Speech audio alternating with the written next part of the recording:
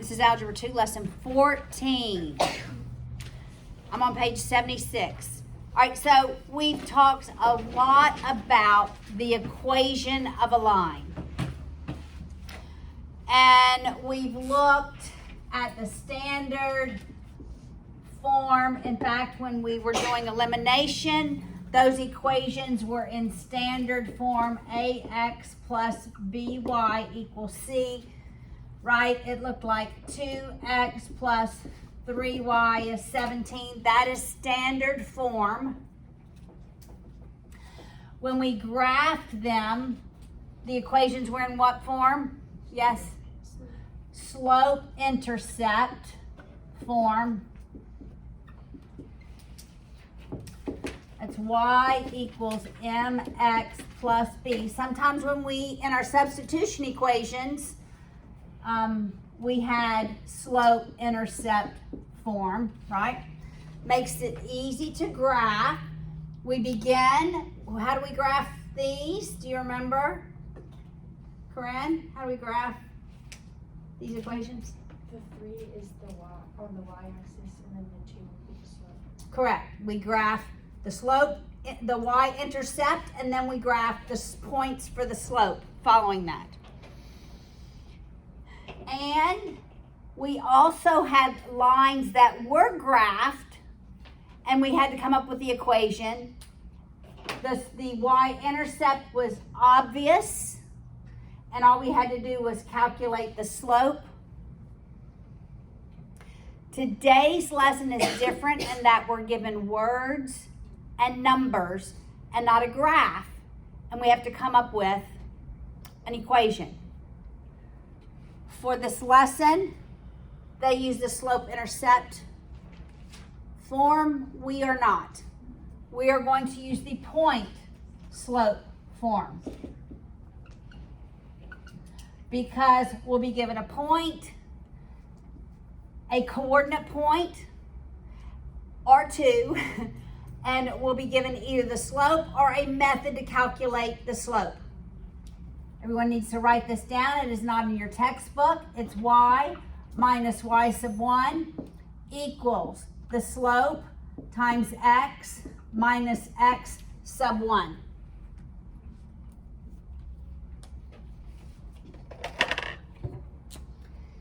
M is still the value of the slope. Your coordinate point is this x1, y1. That is a coordinate point.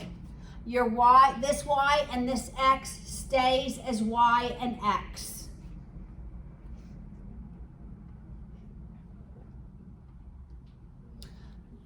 Such that if I were given the points, let's just say 3, 4, and we were told that the slope is 5, all I have to do is plug in the point and the slope into this form, do a little algebra, and I end up with slope-intercept. So let's do it for this point. The y remains. The y remains. Minus the y coordinate point, 4. You following me? Equals the slope 5. Open parentheses. This first value is always x. I'm going to subtract the x coordinate 3. I just do the math, distribute the 5.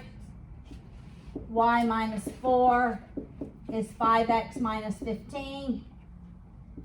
Add the 4 to both sides. Y is 5x minus 11. If in words you were given the y-intercept and the slope, this is the form I would use. If in words you were given a point on the graph and the slope, we are going to use the point slope form. All right, let's suppose I was not given the slope, but instead I was given another point on the graph. Let's just say -1, 0. Any 2 points determine a line. I'm still going to use the point slope formula. I'm going to use that coordinate point to calculate the slope. The slope equals the change in y over the change in x, or delta y over delta x. So that value for slope, which is rarely written as the value m, actually, in an equation when you're calculating the slope, is the change in y, 0 minus 4 over -1 minus 3. So what is that? -4 over -4, which is +1. The slope is 1. Yes. So does it matter whenever you did the 0 minus 4 if you did 4 minus 0? No, let's do it the other way. I could have said 4 minus 0 over 3 minus -1. 4 over 4 is 1. Thank you. The slope doesn't change regardless of which coordinate point you put first. All right? Now, we have the slope. Let's use this point to come up with our equation. So we have y minus our y coordinate equals the slope times x minus our x coordinate minus a -1, which is just going to be a positive. I don't even have to do y minus 0. This can just be y. 1 times anything is the other thing. So that's y equals x plus 1. That would be my equation. All right, let's work the 2 practice problems in your textbook. I believe there are 2. Yes, top of page 76. We are going to use that point slope form.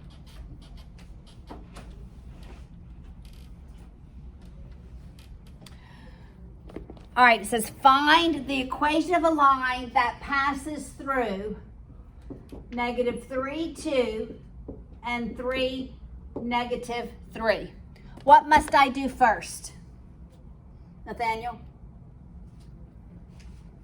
Put it into point slope form. Okay, but before I put it into point slope form, Will, what must I know? You need to know the slope. I must know the slope. I have to know the slope. All right, so Nathaniel, help me calculate the slope. The slope equals what? The change in y over the change in x. All right, now use numbers and tell me what to write. 2 minus 3 Minus -3 minus -3. minus -3 over, -3 minus 3. correct. All right, so that numerator is 2 plus 3, which is 5. That denominator is -6. So my slope is -5/6. Now I'm going to put it in point slope form. So I take y minus, what coordinate point, Sarah, do you want to use? The first one or the second one? The first one. It doesn't matter. Both of the points lie on the line. You're going to come up with the same linear equation. All right, we're going to use the first one. So it's going to be y minus 2 equals the slope, -5/6 times x minus -3. I'm going to tell my brain that's going to be a positive. Y minus 2, distributing that -5/6 is -5/6x minus, I'm going to go ahead and write it 5/6 times 3 over 1. Because before I multiply, I will simplify, and this becomes 2. So my constant has a denominator of 2. When I add 2 on both sides, I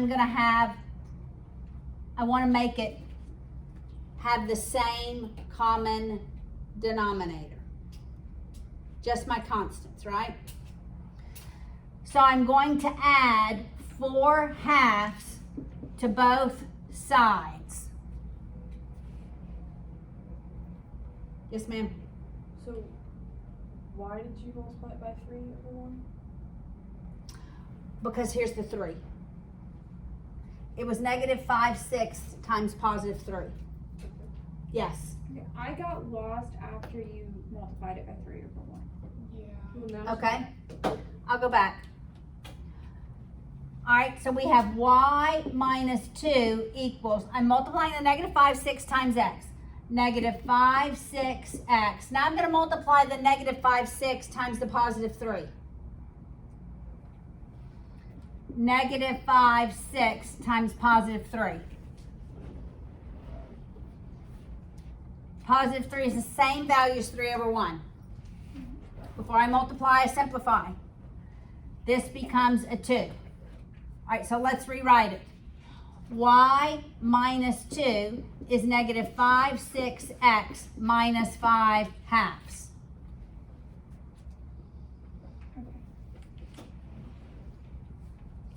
All right, let's move the 2 to the other side through addition, so that we end up with y equals negative 5 6x minus 5 halves plus 2. But I want to combine my constants. In order to do that, I must have a common denominator, right? So I'm going to multiply 2 by 2 over 2, because I can do that to, have I changed the value? Because I've only multiplied by 1, right? So we have y is negative 5 6x minus 5 halves plus 4 halves.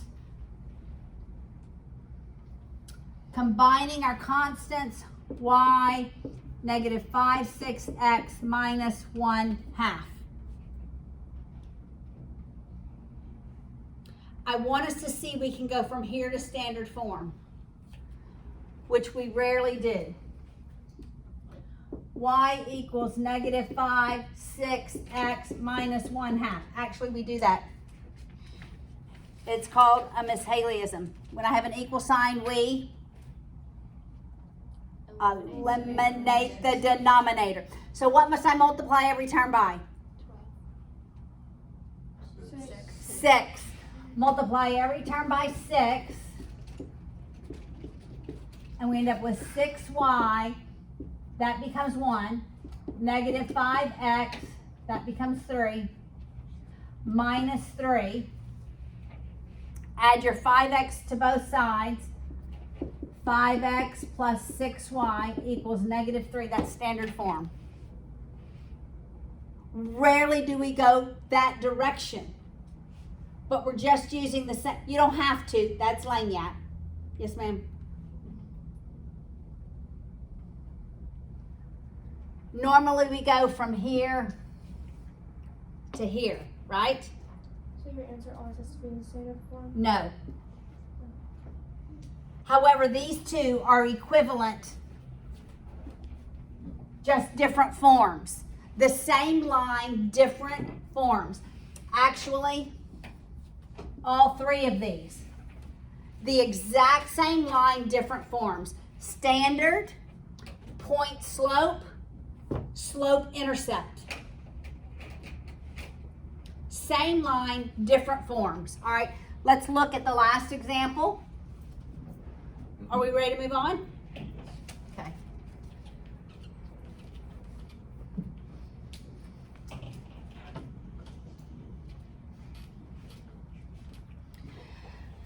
(14.2), top of page 77. Find the equation of the line that passes through negative 4 7 and has a slope of negative 3/5. We have a point. We have the slope. What form are we using? Point slope. Tell me what point slope is. Let's say it together. Y minus y sub 1 equals m times x minus x sub 1. Got it? Y minus y sub 1 equals m times x minus x sub 1. All right, here's my x sub 1, there's my y sub 1. So it's y minus 7 equals the slope times x minus my x coordinate. Distributing the negative 3/5, I have negative 3/5 x. This next term, I have 3 negatives. A negative times 2 negatives is going to give me a negative.